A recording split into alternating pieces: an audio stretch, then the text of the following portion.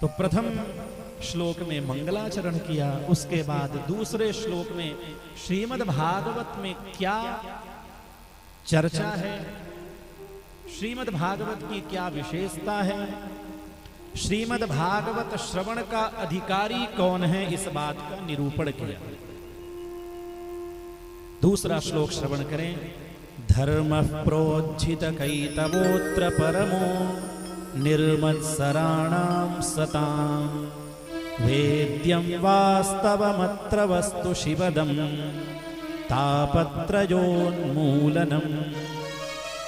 श्रीमद्भागवते महामुनिकृते किं वा परैरीश्वरः सद्यो हृद्यवरुध्यतेऽत्र कृतिभिः शुश्रूषुभिस्तत्क्षणात्। कहते हैं इस श्रीमद् भागवत महापुराण में परम धर्म का निरूपण किया गया और वह परम धर्म कैसा है, वो छल और कपट से रहित है। प्रोज्झित कैतव, कैतव बोलते हैं कपट को, छल को। कुत्सितः पटः कपटः, कुत्सित पट यही कपट है। जहां दुराव है वही कपट की भावना है, जहां मेरा और तेरा का भावना है वही कपट है। तो श्रीमद् भागवत में परम धर्म का निरूपण है और वह धर्म कैसा है, तो छल कपट रहित है। क्योंकि भगवान कहते हैं मोहि कपट छल छिद्र न भावा। भगवान को कपट छल छिद्र ये पसंद नहीं है। भगवान कहते हैं बिना कपट के मेरा भजन करो, भाव दूषित नहीं होना चाहिए। और फिर कहते हैं निर्मत्सराणाम सताम। श्रीमद् भागवत के अधिकारी कौन है, तो कहा निर्मत्सर व्यक्ति। मत्सर एक शब्द है, आपने सुना होगा, काम क्रोध लोभ मद मोह और मत्सर, ये 6 हमारे हृदय में पलने वाले सबसे बड़े रोग हैं। मत्सर का 2 अर्थ विद्वान जन करते हैं। पहला अर्थ मत्तः अग्रे सरति, मतलब मुझसे ज्यादा आगे बढ़ रहा है, इस तरह की जो जलन की भावना है वही मत्सर है। मेरे पास 1 मकान है, मेरे पड़ोसी के पास 2 मकान है, अरे इसके पास 2 मकान कैसे हो गया, ये जो जलन की भावना है इसी को मत्सर कहा गया।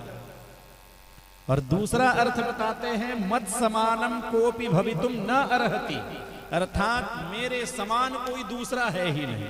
मतलब मुझसे बड़ा भक्त कोई नहीं, मुझसे सुंदर कोई नहीं, मुझसे विद्वान कोई नहीं, मुझसे बड़ा धनवान कोई नहीं।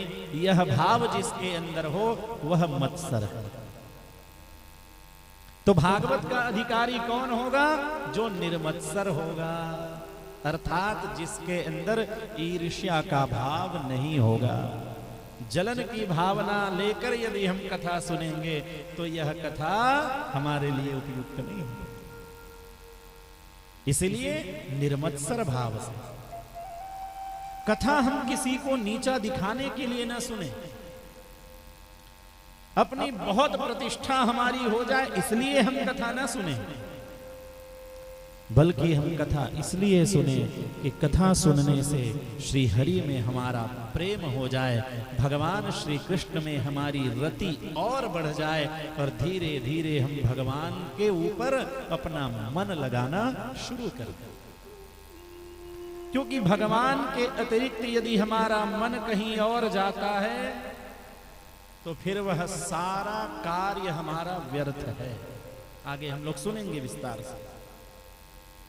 और इसमें वेद्यम वास्तवम अत्र वस्तु शिवदम तापत्रयोन्मूलनम कहा, यहां वास्तव वस्तु का निरूपण किया गया है। वह वास्तव वस्तु ही सत्य है, परमात्मा ही सत्य है। यह संसार असत्य है, इस संसार के जितने संबंध हैं ये सब असत्य है। माया का आवरण पड़ा है, इसलिए हमें सत्य की भांति दिखाई पड़ती है। वस्तुतः सत्य केवल परमात्मा। तो यहां वास्तव वस्तु के बारे में बता। और जिस समय हम अपने मन में यह विचार करते हैं कि हम भगवान श्री कृष्ण की कथा सुनने के लिए जाएंगे, अभी अपने घर में ही बैठे हैं, कथा पांडाल में पहुंचे नहीं हैं, मन में केवल विचार किया है कि मैं दीपराज भैया के यहाँ कथा हो रही है तो सुनने जाऊंगा, तो व्यास जी कहते हैं जैसे ही हमने यह विचार किया कि हमें कथा सुनने के लिए जाना है तो सद्यो हृदयवरुध्यतेत्र कृतिभिः शुश्रूषुभिः तत्क्षणात्, उसी क्षण भगवान श्री राम, भगवान श्री कृष्ण, भगवान श्री हरि हमारे हृदय में विराजमान हो जाते हैं। ये है कथा की विशेषता। अभी कथा पांडाल में पहुंचे ही नहीं है, बस मन में विचार किया है, वैसे ही भगवान हमारे हृदय में प्रवेश कर जाते हैं। तीनों प्रकार के तापों का उन्मूलन करने वाली यह दिव्य कथा। तो इस तरह दूसरे श्लोक में भगवान व्यास जी ने भागवत के अधिकारी का वर्णन किया। तीसरे श्लोक में श्रीमद् भागवत के स्वरूप का वर्णन है। श्रीमद्